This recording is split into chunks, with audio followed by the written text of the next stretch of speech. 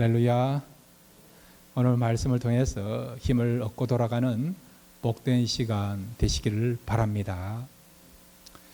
이스라엘 백성들이 430년간 애굽에서 노예 생활을 하다가요, 모세라는 위대한 지도자를 통해서 하나님의 뜻 가운데서 출애굽을 하게 되었습니다. 그런데 여러분, 애굽에서 이스라엘 땅, 즉 가나안 땅으로 가는 길은 크게 두 가지로 우리가 생각해 볼 수 있습니다. 빨리 가는 길은 지중해 해안을 따라 올라가는 길이에요. 빠르면 2주 만에 도착할 수 있습니다. 그런데 하나님은 그 빠른 길로 이스라엘 백성을 인도하지 않고 시나이 반도를 거쳐서 광야 생활하는 가운데 결국 40년 만에 애굽에서 가나안 땅까지 인도하신 것을 우리가 알고 있습니다. 빠르게 가면 2주 만에 갈 수 있는 길을 허락하지 아니하시고, 하나님은 이스라엘 백성들을 광야 생활을 거쳐서 40년 후에 젖과 꿀이 흐르는 땅, 하나님이 약속하신 가나안 땅으로 인도하신 것을 우리가 알고 있습니다. 그렇다고 한다면 하나님은 왜 이렇게 많은 기간을 허비하면서 또 고생을 시키면서 광야길로 이스라엘 백성들을 인도하시느냐? 그 이유가 있다는 거죠. 그 이유는 뭐냐니까, 이 백성들이 애굽에서 나왔지만은 축복의 땅으로 들어가기 위해서는 뭔가 준비가 돼야 되는데, 훈련이 돼야 되는데, 훈련이 되지 않은 가운데 들어가면 안 되니까, 그래서 하나님께서는 훈련시키기 위하여서 광야 생활을 하게 했다는 겁니다. 저와 여러분도 마찬가지예요. 우리가 예수를 믿었다고 해서 당장 천국에 가는 거 아니에요. 여러분 예수를 믿고 있지 않습니까?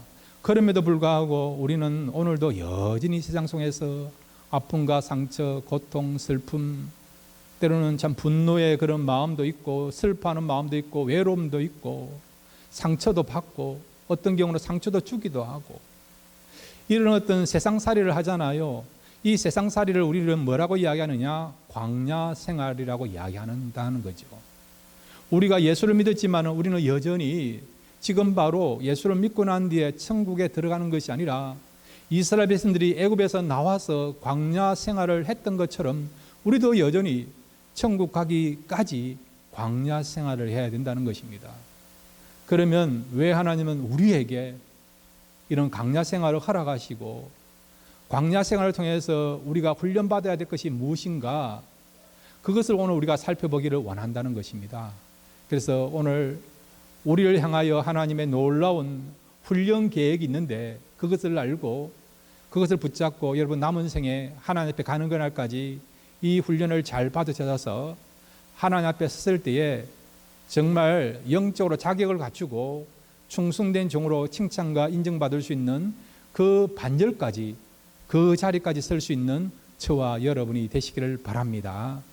그러면 여러분, 이스라엘 백성들이 40년간 생활했던 광야가 어떤 곳인가 한번 그림을 통해서 한번 보겠습니다. 광야를 한번 비춰주시기 바랍니다.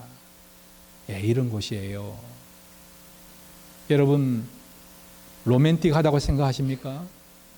무엇이 있다고 생각하십니까? 한 번쯤 가보고 싶다, 그런 마음이 듭니까? 예, 그 정도까지예요. 이런 곳에서 여러분 일주일을 견디라고 한다면 견딜 수 있겠습니까? 이스라엘 백성들은 이런 광야를 몇십 년 동안 생활했다고요? 40년이에요. 긴 세월입니다. 긴 세월 동안 광야에서 생활하게 된 것이죠. 자, 그렇다고 한다면 하나님은 이 광야 생활을 통해서 우리를 훈련시키는데 어떤 것을 훈련시키는가? 오늘 세 가지를 살펴보기를 원합니다. 첫 번째로 우리 따라합시다. 겸손을 훈련시킨다. 무엇을 훈련시킨다고요? 겸손. 이스라엘 백성들을 그렇게 했다면 그들이 젖과 꿀이 흐르는 땅, 약속의 땅, 가나안 땅으로 인도하기 위하여서 광야에서 겸손을 훈련시켰다면 우리 역시도요, 이 광야 같은 세상 속에서 하나님께서는요, 겸손을 훈련시킨다는 것입니다. 자, 오늘 성경 우리 신명기 8장 2절 같이 읽겠습니다. 시작. 내 하나님 여호와께서 이 40년 동안에 너로 광야의 길을 걷게 하신 것을 기억하라. 이는 낮추시며 너를 시험하사 내 마음이 어떠한지 그 명령을 지키는지 아니 지키는지 알려 하심이라. 아멘. 하나님이 광야길을 걷게 하신 이유가 있죠. 거기 보시면 너를 낮추시며, 너를 낮추기 위하여, 이스라엘 백성들을 겸손하도록 하기 위하여. 오늘 우리도 마찬가지예요. 우리를 겸손케 하도록 하기 위하여, 우리를 낮추기 위하여서 이 광야에서 생활하게 하시고 훈련을 받게 한다는 것입니다. 주님이 말씀하셨어요. 누구든지 천국에 들어가려면 어린아이와 같지 아니하면 들어갈 수 없다고 말씀하고 있지 않습니까? 어린아이의 상징력이 뭐냐? 겸손함을 가리키고 있지 않습니까? 마태복음 18장 4절에서 보면 어린아이처럼 자기를 낮추는 자가 천국에서 큰 자라고 말씀하고 있다는 거예요.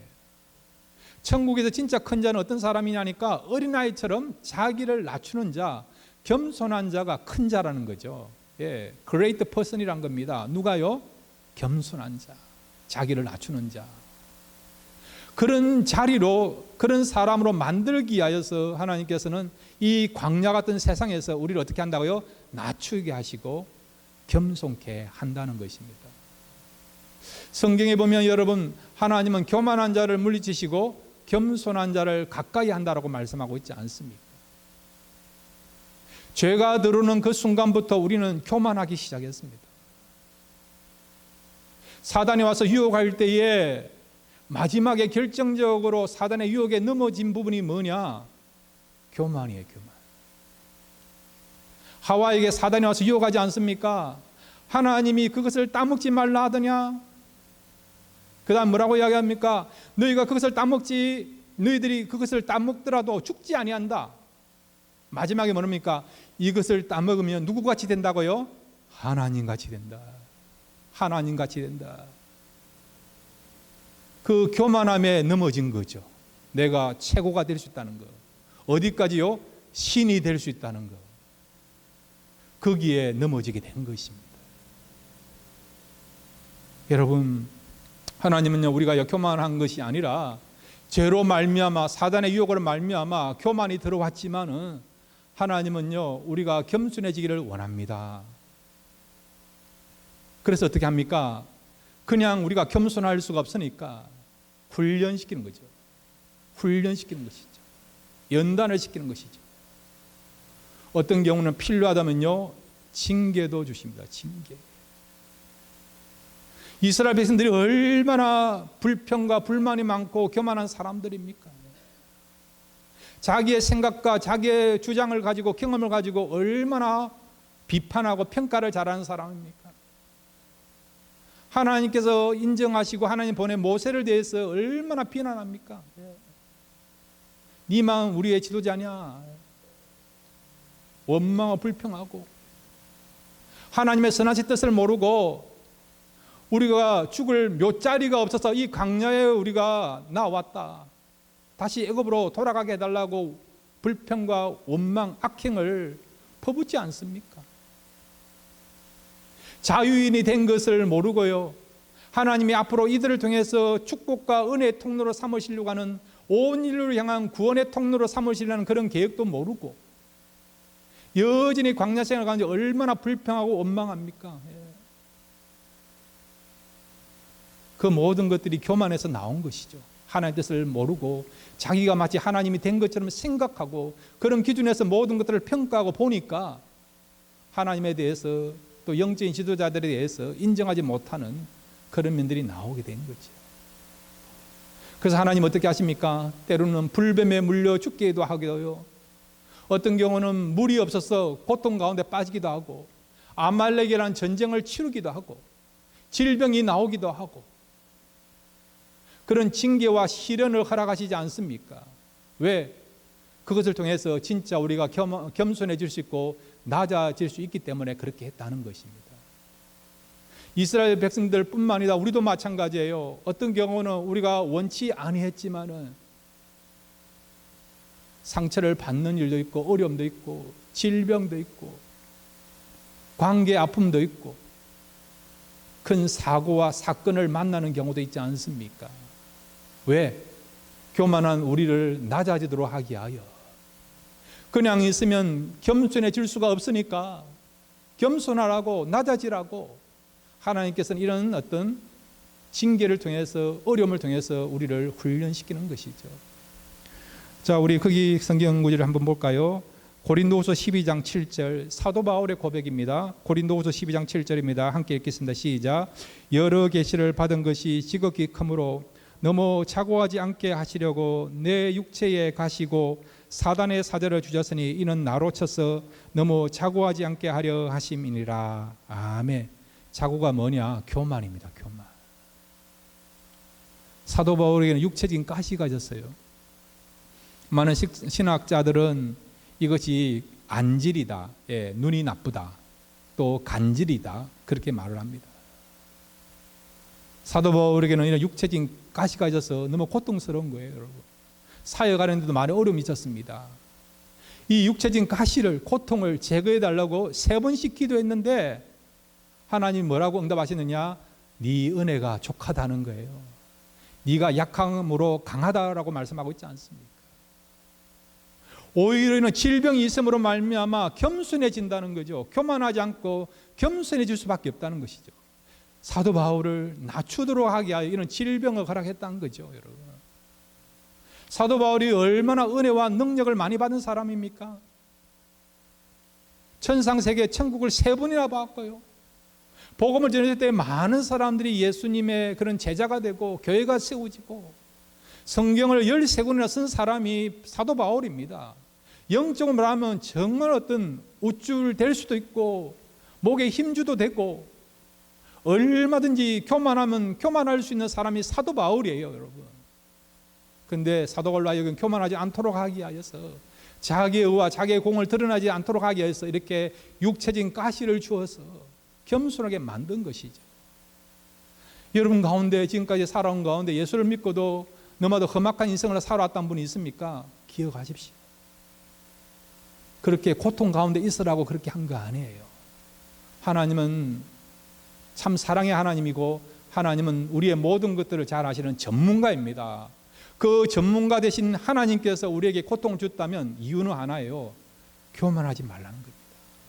교만하지 않도록 하기 위해서, 끊임없이 우리가 낮아지고 겸손하도록 하기 위해서, 그래야만이 하나님의 은혜를 누리고 하나님과 더 친밀함을 가지고 하나님이 원하시는 수준까지 우리가 도달할 수 있으니까. 그래서 하나님께서 우리로 하여금 겸손하도록 하기 위해서 때로는 사고도 허락하시고 질병도 허락하시고 고통도 허락하신다는 것입니다. 여러분 겸손하시기를 바랍니다. 그것이 하나님이 원하시는 것입니다. 그럼 어떻게 겸손할 수 있느냐? 빌립보서 2장에 보면 2가지를 이야기했어요. 우리 같이 한번 답시다. 남을 나보다 더 낮게 여기자. 예, 빌립보서 2장 3절에 보면 겸손의 마음이 뭐냐 하니까 남을 나보다 더 낮게 여긴다는 거예요. 어떤 의미에서 겸손은요, 남을 높이는 겁니다. 남을 높이는 거. 우리는 우리 마음에 죄가 들어온 그 순간부터 나를 높이려는 마음이에요. 내가 으뜸이 되려는 마음이 많습니다. 내가 주인이 되려고 하는 마음이 참 많습니다. 심지어는 나의 인생에 대해서도 하나님이 주인이 아니고요, 내가 주인이 돼서 살아가기를 바라는 그런 마음들이 있어요. 그렇게 되다 보니까 다른 사람을 높이지 않습니다. 죄송합니다. 우리 한국 사람들은 다른 사람을 내리는 데 있어서 일가격이 있는 사람 아닙니까? 그럼 위정자나 또 어떤 부분에 그런 장을 맡고 있는 사람들에 대해서 뒤에서 우리가 얼마나 흔들고 얼마나 비평하는 일들이, 끌어내리려는 면들이 얼마나 강합니까? 근데 주님은 우리에게 뭐라고 말씀하시느냐? 진짜 겸손은요, 남을 높이려는 거예요. 남을 높이는 거지. 우리는 이런 면이 있습니다. 상대방을 높여주면 내가 낮아진다고 생각하는데 그건 세상적인 원리예요. 그래서 상대방을 우리가 끌어내리는 겁니다. 좋게 평가하지 않고, 별 볼일 없다고, 시원찮다고, 예, 그런 부정적인 말과 언어를 쓴다는 거죠. 그런 세상적인 그런 어떤 원리고요, 세상적인 사고입니다. 성경적인 것은 아닙니다. 성경은요, 남을 높이면 자기가 더 높아진다는 것을 믿으시길 바랍니다. 여러분 가운데 인정받기를 원합니까? 오히려 더 대접받기를 원하고요. 그러려고 한다면 여러분 상대방을 높여주십시오. 칭찬하시고 상대방을 향해 축복하십시오. 그럴 때 오히려 여러분이 더 높임을 받고 또 영광스러운 존재가 되고, 그리고 또한 그런 마음을 가질 때에 주님 말씀하신 것처럼 겸손에 이르는 삶을 살아가게 될 줄로 믿습니다. 어떻게 하면 또 여러분 겸손해질 수 있느냐?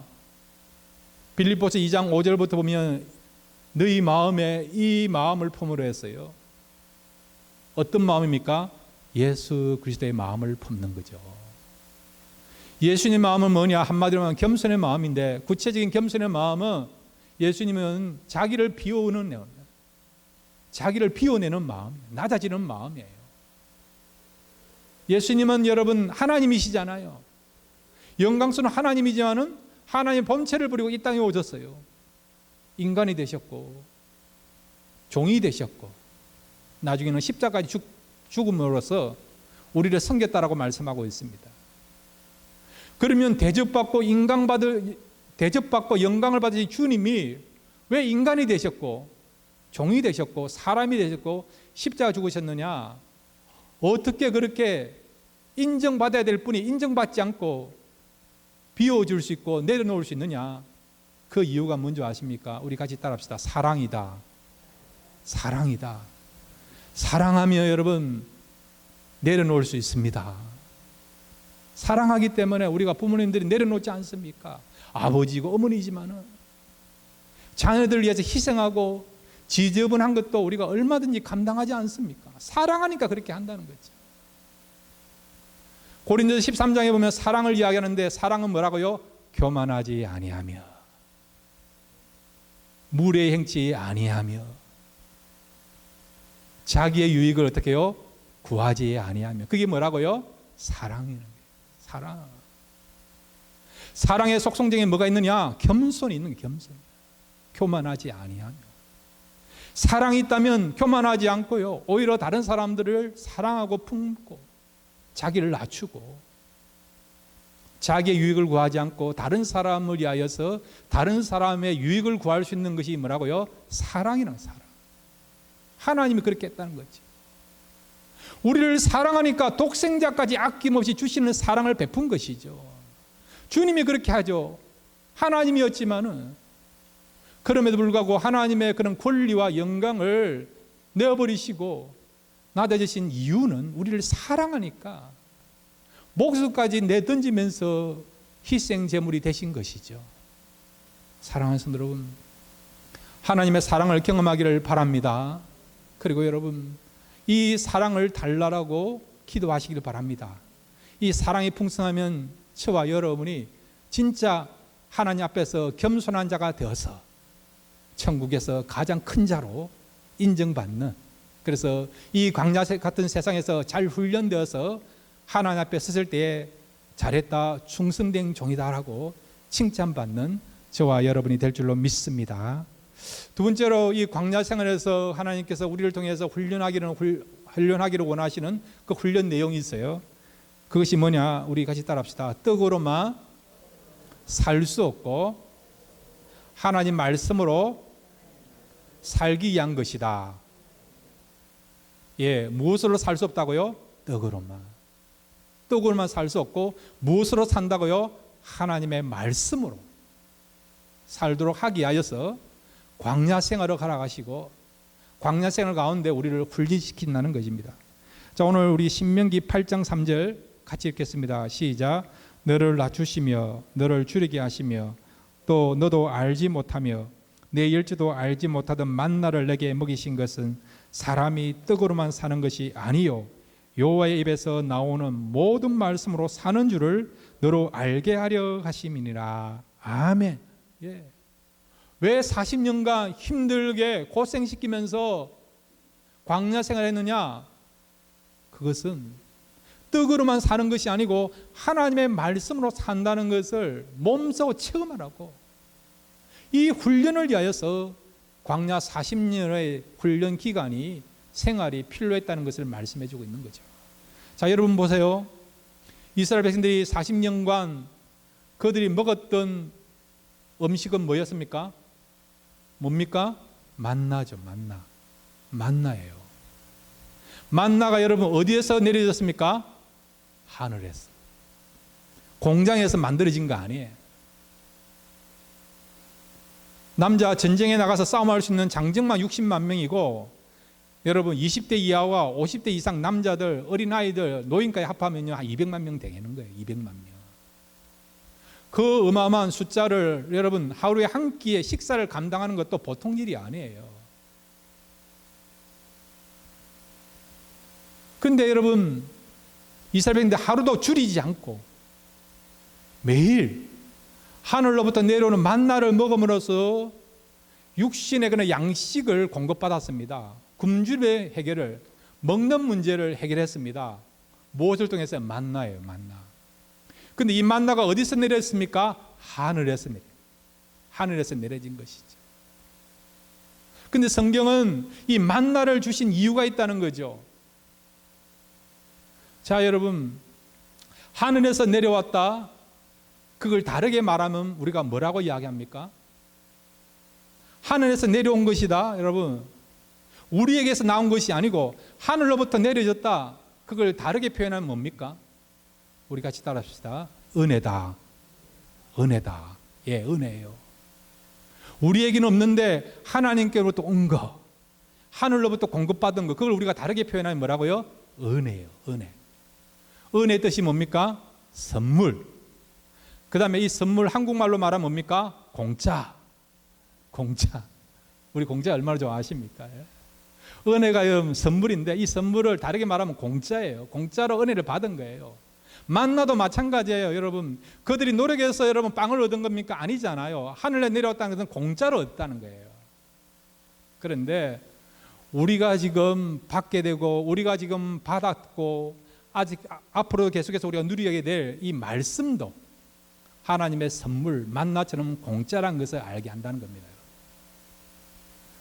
만나와 여러분 이 하나님의 말씀의 공통점은 뭐냐? 하늘로서 내려졌다는 겁니다. 하늘로서요. 우리의 노력과 우리의 행위를 통해서 나타난 것이 아니라고 한다는 것입니다. 하나님께서 주신 것이라는 것을 말씀해 주고 있죠. 그러면 또 여러분 또 공통점이 뭡니까? 그것을 먹으면 살아간다는 겁니다. 살아간다는 거예요. 음식을 먹으면 하루하루를 살아가지 않습니까? 육신의 몸을 유지하지 않습니까? 이와 같이 하나님의 말씀을 먹으면요, 만나를 먹어서 육신의 양식이 되어서 몸을 유지하는 것처럼 하나님의 말씀을 먹으면 우리가 매일매일 영적인 삶을 살아간다는 것입니다. 이 말씀이 영적인 양식이 된다는 것을 말씀해 주고 있다는 것이죠. 우리는요, 여러분, 밥만 먹고서는 못 삽니다. 영적인 양식을 먹어야 됩니다. 그렇게 해야만이 영원히 사는 겁니다. 기쁨이 있고 평강이 있고 의미를 부여하면서 가치를 부여하면서 진짜 행복을 누리면서 살아갈 수 있는 것이 여러분 영적인 양식을 통해서 나타나는 현상입니다. 여러분이 아무리 육신의 그런 어떤 귀한 음식을 먹는다 하더라도 배는 부를 수 있어요. 육신의 몸은 건강할 수 있고요, 문제는 없을 수 있습니다. 그러나 영적인 양식을 못 먹으면 죽는 것입니다. 영이 죽는 것입니다. 영이 죽으면요, 기쁨이 없어요, 평강이 없어요, 허무해요. 여러분, 참된 가치를 알지 못합니다. 진짜 행복을 못 누리는 겁니다. 여러분, 진짜 행복을 누리기를 원하십니까? 그러면 매 순간마다 매주일마다 영적인 양식, 즉 말씀을 공급받으십시오. 그러면 여러분 영적인 양식을 통해서 진짜 행복하고요, 가치를 발견하면서 꿈을 붙잡으면서 허물을 이기면서 자신만만하게 세상 속에서 당당하게 살아가는 그런 아름다운 역사가 영적인 양식을 통해서 공급받는 것입니다. 이렇게 만나를 하나님께서 매일마다 하늘로부터 내리게 하시면서 만나를 먹으면서 하루하루 끼니를 이어가면서 육신에 필요한 양식을 공급받으면서 육신의 몸을 유지하는 것처럼 너희들이 이것으로 그치는 것이 아니라 하늘로부터 내려오는 그 말씀을 먹을 때에 너의 영혼들이 살아날 수 있다. 이 진리를 우리에게 말씀해 주고자, 이것을 훈련시키고자 하나님께서는요 40년간 훈련이 필요했던 것입니다. 여러분 밥을 먹을 때마다 오늘 밥 잘 먹었다, 이 음식 지긴다, 그것만으로 만족하지 마세요. 그럴 때마다 내가 육의 양식을 먹었지만 영의 양식을 먹어야 되겠구나. 더불어서 말씀을 먹고 말씀을 여러분 들으시고 말씀을 암송하시고 붙잡으십시오. 그럴 때 여러분은 영육간에 양식을 공급받아서 세상에서 정말 행복하고 가치 있는 그런 삶을 살아가는 저와 여러분이 될 줄로 믿습니다. 세 번째로 여러분, 이 광야 40년 생활을 통해서 하나님께서 우리에게 훈련하시고자 하는 그런 뜻이 있죠. 자, 우리 같이 한번 따라합시다. 돌보시는 은혜를 누리게 하는 훈련을 하신다. 무슨 훈련을 한다고요? 돌보시는 은혜를 누리게 하는 그런 훈련을 시킨다는 거죠. 광야 40년 생활을 통해서 이스라엘 백성들 뿐만 아니라 우리도요. 누가 돌본다고요? 하나님이 우리를 돌보시는 그 은혜가 있다는 것을 매 순간마다, 매주일마다, 매달마다 1년 내내 하나님이 우리를 돌보신다는 것을 잊지 말고 그것을 기억하게 하고 그런 은혜를 사모하면서 살아가다는 그런 훈련을 하나님이 우리에게 시킨다는 거죠. 무엇을 통해서요? 광야 생활을 통해서 그렇게 한다는 겁니다. 신명기 8장 4절 우리 같이 읽겠습니다. 시작. 40년 동안에 내 의복이 휘어지지 아니하였고 내 발이 부르지 아니하였느니라. 아멘. 40년간 그들이 광야길을 걸어가는데 그 험한 사막길을 걸어가는데 옷이 어떻게 해요? 헤어지지 아니한다는 거예요. 신발이 어떻게 해요? 닳지 않는다는 겁니다. 여러분, 광야에서 옷을 얻는다는 거 쉽지 않잖아요. 신발을 얻는 것도 쉽지 않습니다. 1년, 2년도 아니고 40년간 입어야 되고 40년간 신어야 된다는 거죠, 여러분. 특별한 케어를 하셨다는 거예요. 특별히 하나님께서 그들을 지키시고 공급하셨다는 것이죠. 이와 같이 요즘에도 하나님께서 40년간 옷 한 벌 주었는데 그것이 여러분 떨어지지 않는다. 그러면 옷 장사 하시는 분들 다 망해야 됩니다. 그렇지 않습니까? 근데 하나님께서는 그때는 특수한 경우니까 옷이 헤어지지 아니하도록, 신발이 여러분 닳지 않도록 그렇게 했다는 것이죠. 특별하게 보호해 주셨다는 것입니다. 이것뿐만 아니라 여러분, 물이 왔을 때는요, 반석에서 물이 나오게 하시고, 나중에는 만나만 먹으니까 힘이 떨어진다니까 메추라기라는 고단백질, 고기도 제공하시고, 전쟁이 일어났을 때 하나님께서 보호하셔서 전쟁에서 승리하게 하시고, 때로는 질병이 것일 때 하나님께서 고쳐 주시는 치유하는 능력도 베풀어 주신 것이죠. 지난주 여러분, 이쪽 지역이 얼마나 더웠습니까? 거의 100도까지 올라갔잖아요, 여러분. 실제로 선풍기 없이 에어컨디션 없이 일하시는 분들은 100도가 넘는 가운데서 그런 체감 온도 가운데 일한 거 우리가 경험하지 않았습니까? 그런데 광야길은요, 여러분, 어떤 경우는 120도가 넘어갑니다. 120도가.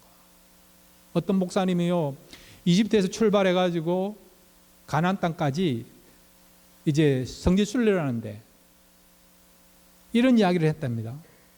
이스라엘 백성들은 얼마나 인내심이 약하기 때문에 그렇게 불평과 원망을 많이 했느냐, 내 같으면 얼마든지 잘 걸어가겠다라고 그렇게 이야기했다는 거죠.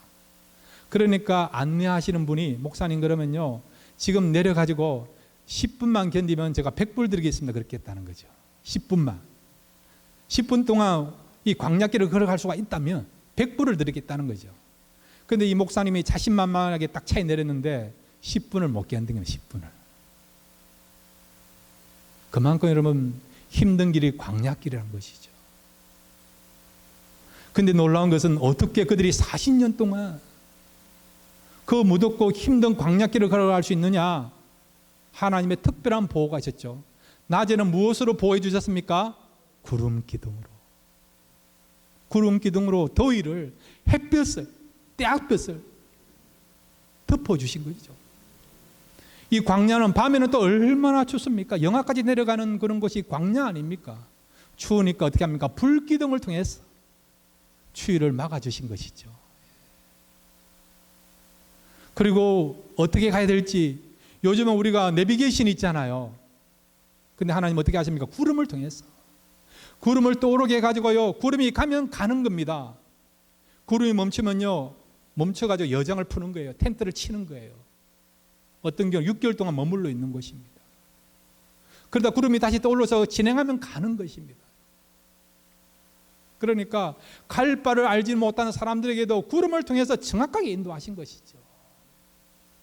먹을 것뿐만 아니라 구름 기둥으로, 불기둥으로 인도하시고, 구름으로 인도하시고, 우리의 삶의 모든 필요한 것들 하나님이 공급하시고 채워주시고 은혜 베풀어 주시고, 그런 공급하시는 역사를 하셨다는 것이죠.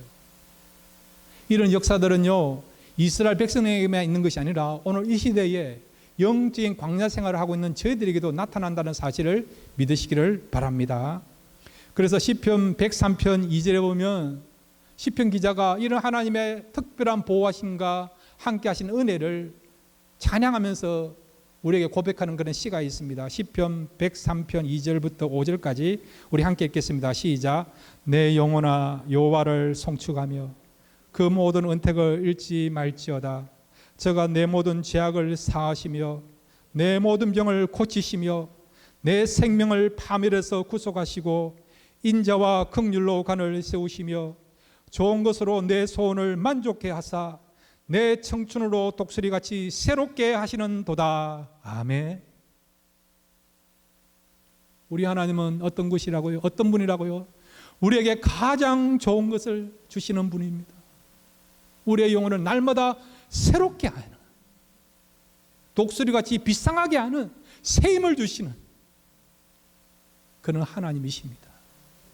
여러분, 이스라엘 백성들에게 이렇게 특별하게 대우해 주시고 공급하시고 지키시고 보호하셨던 하나님은 오늘 이 시대도 동일하게 이 험한 광야길을 가는 우리들에게 우리의 죄악을 사해 주시고 악한 자로부터 우리의 생명을 지켜주시고 죄로부터 우리를 구원해 주시고 우리의 필요한 것들을 공급해 주시고 아름다운 만남을 주시고 힘을 주시고 믿음을 주시고 소원을 품게 하시고 연약한 것들을 강하게 하시고 우리가 연약해서 주저앉아 있을 때에 독수리같이 비상할 수 있는 힘을 주시는 그는 하나님이십니다. 시편 18편 1절에도 내가 나의 힘이 되신 여호와여 내가 주를 사랑하나이다. 우리 같이 따라합시다. 나의 힘이 되신 여호와여 내가 주를 사랑하나이다. 예, 우리의 힘이 어디서 나온다고요? 하나님이죠. 나의 힘이 되신 여호와여 내가 주를 사랑하나이다. 여러분, 우리 하나님은 우리의 힘이 되십니다. 모든 것을 이길 수 있고 감당할 수 있는 힘을 하나님이 허락하십니다. 그러므로 여러분, 이런 하나님을 의지하시고 사랑하십시오. 그럴 때 하나님께서 이 험한 광야 생활 가운데도 끝까지 우리를 붙잡아 주셔서 영원한 나라 갈 때까지 우리를 지켜주시고 그리고 우리와 함께 동행해 줄 줄로 믿습니다. 이 하나님을 의지하심으로 이번 한 주간도 승리하심을 삶을 살아가시는 저와 여러분 되시기를 주의 이름으로 축원드립니다.